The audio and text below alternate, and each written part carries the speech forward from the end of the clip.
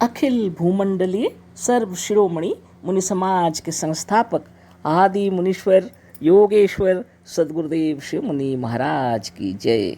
उपस्थित मुनि वृंद, साधु सज्जन वृंद, संत वृंद, साधक वृंद, आध्यात्म ज्ञान के जिज्ञासुओं और प्रेमियों, सभी श्रोता वृंद, आप सबको मेरा कोटिशः नमन, सप्रेम जय जीव। तो आध्यात्मिक चर्चा चल रही है और हम लोग सद्गुरुदेव शिव मुनि महाराज रचित ग्रंथ सत्य सुंदर और स्वतंत्र विचार पर चर्चा कर रहे हैं। अध्याय 16 पर चर्चा हो रही है। शीर्षक दिए हैं गुरुदेव, योग क्या है। तो योग के विषय में बहुत सुंदर तरीके से समझा रहे हैं। कल आसन पर चर्चा हुई थी, है ना, और हमने जाना कि मन को स्थिर करना बहुत ज़रूरी है ना।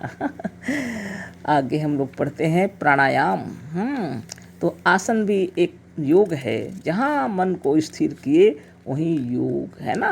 तरीका वही है, तरीका अपना अपना है, लेकिन एक ही कार्य है। योग का मतलब है मन को स्थिर करना। आज हम लोग प्राणायाम सद्गुरुदेव बतला रहे हैं। योग का चौथा अंग प्राणायाम है। ज्यों ज्यों मन स्थिर होता जाता है, त्यों त्यों शरीर और प्राण भी स्थिर होता जाता है। अथवा इसी बात को इस तरह से भी कहिए कि जब सचमुच शरीर स्थिर होता है तो मन भी स्थिर होने लगता है, और मन के स्थिर हो जाने से प्राण स्वयं स्थिर हो जाता है। तरीका बहुत सुंदर है। योग का चौथा अंग प्राणायाम है, सद्गुरुदेव कह रहे हैं। और ज्यों ज्यों मन स्थिर होता है, त्यों त्यों शरीर और प्राण भी स्थिर होता है। इसी बात को इस तरह से भी कहिए कि जब सचमुच शरीर स्थिर होता है तो मन भी स्थिर होने लगता है, और मन के स्थिर हो जाने से प्राण स्वयं स्थिर हो जाता है। तो इस तरह से आप एक आसन में जब स्थिर हो जाएंगे, शरीर को जब हलचल से हटा लेंगे, तो मन धीरे धीरे स्थिर होने लगेगा ना। एक व्यक्ति जब चलता है तो ज़्यादा ही श्वास चलता, उससे ज़्यादा दौड़ने पर, है ना। और दौड़ता हुआ व्यक्ति खड़े होकर तुरंत बोल भी नहीं सकता, इतनी तेज श्वास चलती है ना। और जब वही खड़ा हो जाए या चलने लगे या बैठे, ज्यों ज्यों शरीर को आराम प्राप्त हो, त्यों त्यों श्वास भी कम हो जाते हैं। आप इस वक्त जब यह सुन रहे हैं तो श्वास बहुत कम है ना। लेकिन यदि कोई विचार उत्पन्न हो जाए तो श्वास तेज चलेंगे, है ना। उसी तरह जब ध्यान में, तपस्या में बैठे रहते हैं और प्राण पर ध्यान रखते हैं और सिर्फ प्राण में ही ध्यान रखते हैं, तो धीरे धीरे स्थिर होने लगता है। उसको तरीका तो गुरुदेव बतलाए हैं, जो यहाँ पर तो हम नहीं बता सकते, लेकिन जहाँ तक हमारे मुनियों को मालूम ही है और बहुत से लोग ध्यान लगाते हैं उनको भी मालूम है ना। तो सद्गुरुदेव बतला रहे हैं, जैसे जैसे शरीर स्थिर होने लगता है, मन भी स्थिर होने लगता है ना। मन और प्राण दोनों स्थिर होने लगते हैं, है ना। बहुत बड़ी बात है। 10 बजे स्नान किया, उधर कचहरी जाने के लिए देरी हो रही है। मन दफ्तर में लगा हुआ है, इधर स्त्री भोजन के लिए बुला रही है, उधर आप जल्दी जल्दी प्राणायाम और आसन लगा रहे हैं। इस प्राणायाम और आसन से अवश्य हानि होगी। अब दिन 10 बजे आप स्नान करके आए और कचहरी जाने की तैयारी में है, और इधर दफ्तर का ध्यान लगा हुआ है, और इधर आप प्राणायाम करें, आसन करें, ऐसे कैसे होगा। उधर स्त्री भोजन के लिए पुकार रही है। आहा, क्या कहना। तो ऐसे समय में योग नहीं करना चाहिए। आपको सुबह सवेरे जग जाना चाहिए। शौच से निवृत्त होना, स्नान करना, ये तो बहुत ज़रूरी है। लेकिन इसका मतलब कि आप 10 बजा दें और ड्यूटी जाना है, दफ्तर जाने का मन विचार, इधर भोजन के लिए स्त्री पुकार रही है, और आप परेशान होकर आसन प्राणायाम जल्दी जल्दी कर रहे हैं, तो कैसे चित्त एकाग्र होगा। हाँ। सद्गुरुदेव की जय, है ना। सद्गुरुदेव शिव मुनि महाराज की जय। इतना सुंदर उदाहरण दे के बता रहे हैं। तो इस तरह होता है। आप ऐसे प्राणायाम कर रहे हैं, आसन लगा रहे हैं, तो इससे हानि होगी ना। चंचलता और प्राणायाम नहीं होता। मन अगर चंचल है और आप कोशिश भी करेंगे तो प्राणायाम नहीं होता। प्राण को स्थिर करना, आयाम विश्राम देना, इसके लिए चंचलता की जरूरत नहीं है, शांति चाहिए, है ना। चेतन की वृत्तियों को मन कहते हैं। चेतन में जो वृत्तियाँ उत्पन्न होती हैं उसको मन कहते हैं, है ना। तरह तरह के विचार उत्पन्न होते हैं उसको मन कहते हैं। इच्छाएं जो कुछ भी हैं सब मन है। चेतन की चेतनता और मन में कुछ भेद नहीं है। सद्गुरुदेव बारंबार हम लोगों को समझाते हैं कि चेतन की चेतनता और मन में कुछ भेद नहीं है। शरीर में से जब चेतनता निकल जाती है तो शरीर में मन और प्राण दोनों नहीं रह जाते। शरीर से जब चेतनता निकल जाती है, शरीर में मन और प्राण दोनों नहीं रह जाते, है ना। जहाँ या जिस शरीर में मन नहीं है वहाँ प्राण भी नहीं है। जहाँ व जिस शरीर में मन नहीं है वहाँ प्राण भी नहीं है।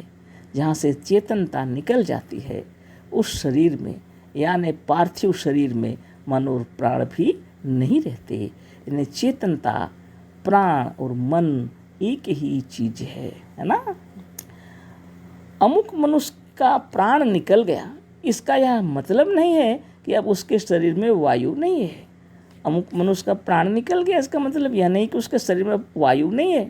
पंप द्वारा शरीर में प्रत्यक्ष ही वायु भरा जा सकता है और ऐसे वायु के रहने पर भी शरीर मुर्दा रहेगा। शरीर में वायु भरने पर भी वह शरीर मुर्दा रहेगा। अतः प्राण का नाम वायु नहीं है, प्राण का नाम वायु नहीं है। प्राण के साथ प्राण वायु अवश्य रहती है पर वायु प्राण नहीं है।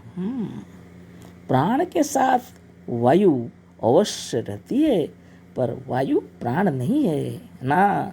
प्राण, मन और आत्मा तीनों करीब करीब एक ही पदार्थ हैं, है ना। इतने सुंदर तरीके से सद्गुरु बताते हैं। प्राण, मन और आत्मा तीनों करीब करीब एक ही पदार्थ हैं। इसे हमने अपने सचित्र योग साधन नाम की पुस्तक में विस्तार के साथ लिखा और सिद्ध किया है ना। तो मन, प्राण आपका जो है और आत्मा सब एक ही चीज़ है। आत्मा का मतलब है चेतना, चेतनता, उसी को प्राण कहते हैं। जहाँ आत्मा है वहीं मन है, प्राण है। आत्मा नहीं है यानी चेतना नहीं है वहाँ प्राण भी नहीं है, मन भी नहीं है। यदि आप अपने आप को स्थिर करना चाहते हैं तो पहले शरीर को स्थिर करना पड़ेगा। शरीर को स्थिर करके फिर मन को स्थिर करना पड़ेगा, है ना। मन स्थिर करने से प्राण भी स्थिर होने लगेगा, है ना। जब स्थिर हो जाए मन, प्राण, आत्मा तो सर्वस्थ हो जाएंगे आप, है ना।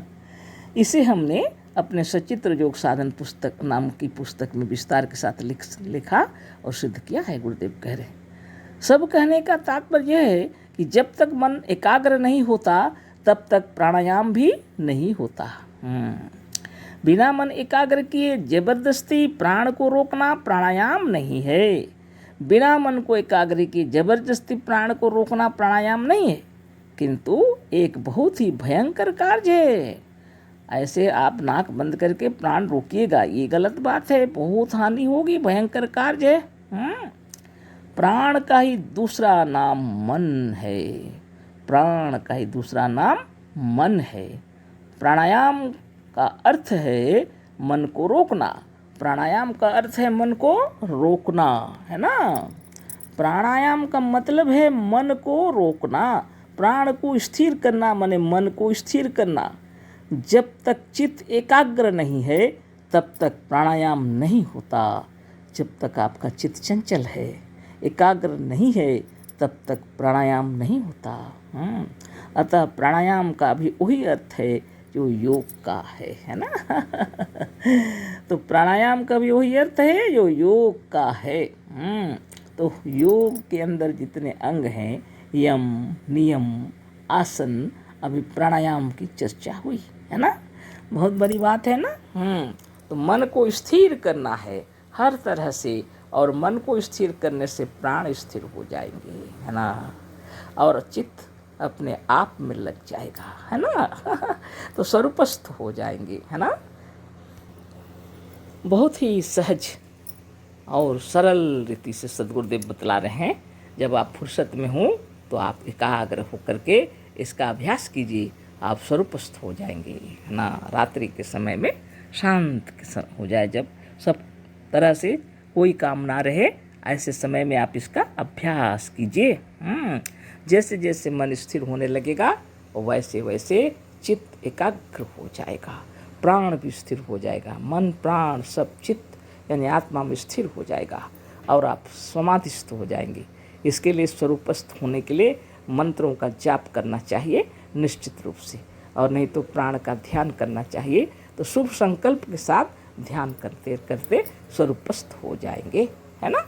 तो कल हम लोग फिर चर्चा करेंगे प्रत्याहार पर।